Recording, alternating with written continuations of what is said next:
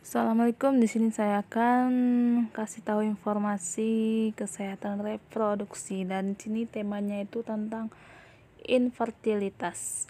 Infertilitas adalah kegagalan dari pasangan suami istri untuk mengalami kehamilan setelah melakukan hubungan senggama secara teratur tanpa menggunakan kontrasepsi selama 1 tahun pernikahan.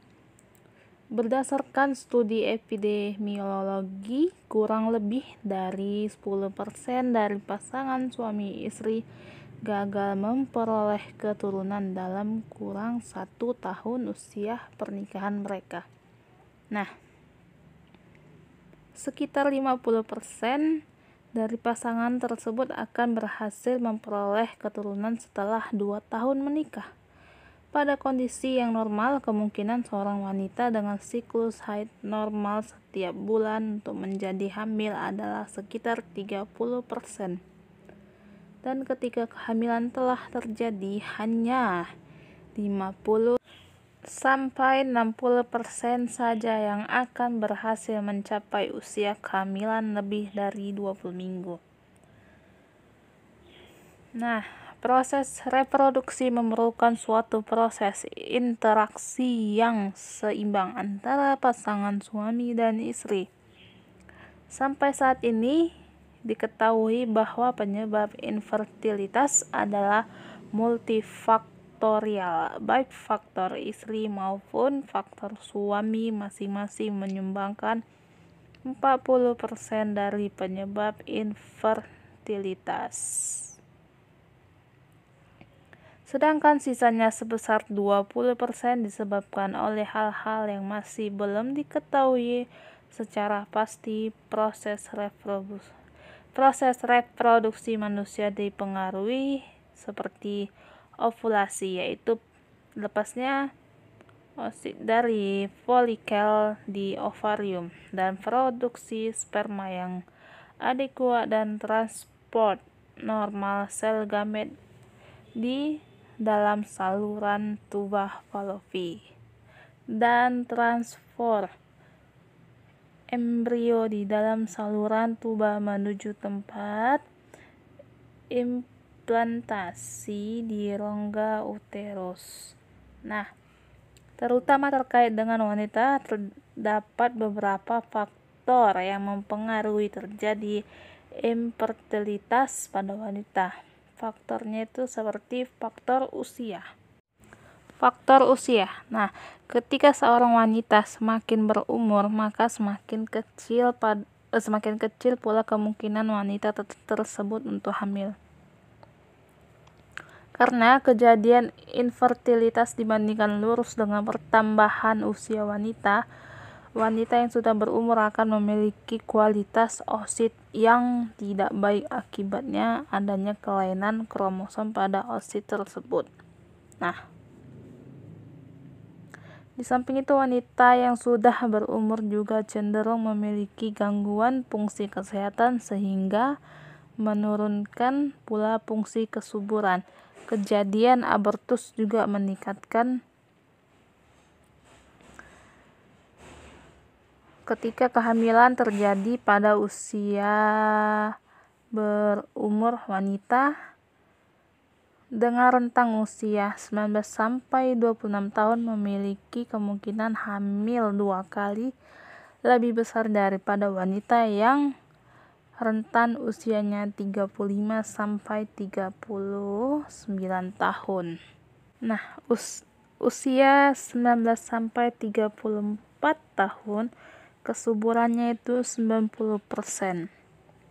Kalau usia 35 sampai 40 tahun menurun menjadi 67% kesuburan, dan 41 sampai 45 tahun menurun menjadi 15% kesuburan. Faktor berat badan. Jika seorang wanita memiliki berat badan yang lebih atau overweight, atau mengalami kegemukan atau obesitas, atau dengan istilah lain memiliki lemak tubuh 10 sampai 15% dari lemak tubuh normal, maka wanita tersebut akan menderita gangguan pertumbuhan folikel di ovarium yang terkait dengan sebuah sindrom, yaitu sindrom ovarium polikistik atau SOVK. Sindrom ini juga terkait erat dengan resistensi insulin dan diabetes mellitus. Nah, di samping berat badan yang berlebihan, maka berat badan yang sangat rendah juga dapat mengganggu fungsi fertilitas seorang wanita.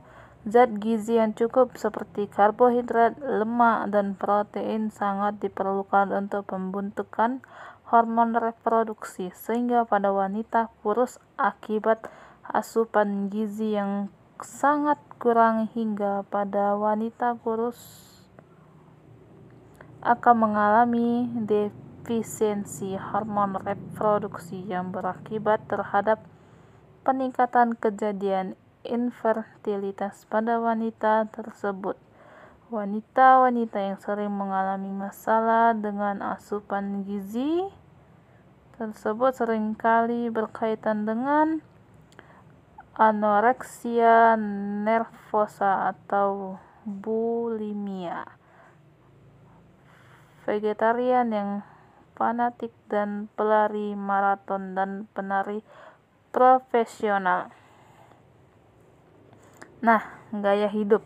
Merokok dapat menjadi salah satu penyebab infertilitas. Di samping itu, penyalahgunaan obat narkotika juga dapat menurunkan reproduksi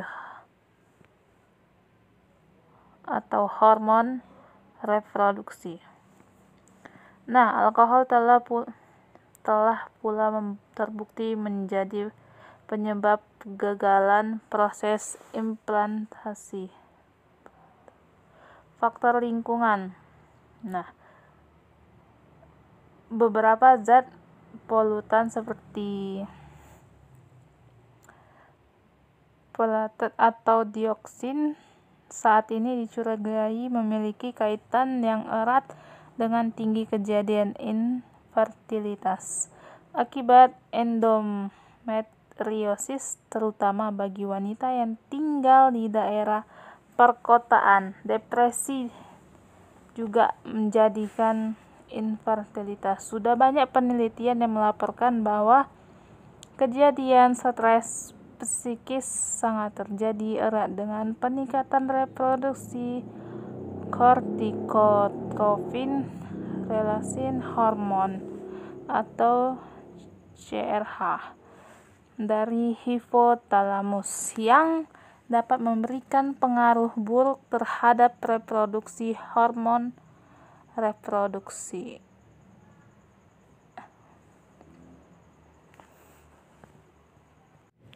Nah, fertilitas atau kesuburan seorang sangatlah penting dan banyak faktor-faktor yang mempengaruhi fertilitas, yaitu seperti genetik, keturunan, usia, dan status gizi. Nah, menurut Neil 2001, untuk menambahkan kesuburan sebaiknya pilihlah makanan yang baik untuk kesuburan itu sendiri, seperti sumber nabati, yaitu kacang-kacangan, gandum, beras merah, biji-bijian, buah, dan sayuran. Nah, sumber hewani seperti daging, telur, ikan, dan susu. Dari sumber hewani dan nabati di atas, yaitu daging dan alternatifnya seperti ikan, telur, kacang-kacangan, buah, dan sayur-sayuran baik yang mentah ataupun yang dimasak. Telur mengandung sumber protein yang baik untuk proses pembuahan. Kacang-kacangan dan biji-bijian dari sumber nabati juga sangat bergizi. Contohnya kacang polong. Untuk sumber hewani dikonsumsi seminggu sekali. Untuk daging bervariasi, sayuran, buah-buahan, dan merupakan sumber vitamin dan mineral yang sangat baik. Nah, cara pengolahnya makanan tersebut lebih baik dilakukan dilakukan dikukus atau direbus. Pengaturan gizi ini dilakukan sejak wanita berusia 19 dan sampai usia 26 tahun. Untuk meningkatkan kesuburan pasangan, yang terpenting dilakukan adalah mengkonsumsi takaran yang bergizi dan seimbang. Sebaiknya pasangan menghindari makanan yang terlalu diolah atau mengandung bahan-bahan tiruan seperti keju olahan, daging olahan, makanan beku, makanan kaleng, atau sirup. Untuk satuan, hindari satuan kaleng, kudapan asin, kacang, dan minyak terhidrogenasi. Hindari roti putih, jangan terlalu sering meminum susu, krim kaleng, dan jangan mengkonsumsi makanan yang sudah tidak segar lagi. Berikut aneka zat gizi yang dapat mendukung terjadinya pembuahan, seperti karbohidrat. Asupan karbohidrat juga perlu diperhatikan agar tidak terjadinya kegemukan. Pasalnya, wanita yang kelebihan berat badan atau kegemukan berpeluang tidak subur. Penyebabnya sel-sel tertutup lemak dan kadar insulin naik. Karena itu, wanita gemuk harus menurunkan berat badan agar berpeluang lebih besar untuk bisa menjadi hamil. Selain itu, wanita hamil dengan kelebihan berat badan lebih berpotensial mengalami keguguran dibandingkan wanita seusia dengan berat badan ideal. Kegemukan juga dapat menurunkan libido pada pria dan wanita. Protein berfungsi untuk memelihara sel-sel jaringan. Salah satunya yang bermanfaat seperti zat penyubur, terutama pada pria, adalah kelompok asam amino. Asam amino yang terpenting bagi kesuburan pria seperti asam amino esensial, arginin, dan triptofan. Arginin dapat mencegah kemandulan, memperkuatkan daya tahan hidup sperma, dan membantu membuka aliran darah pada alat kelamin sehingga mengakibat gairah.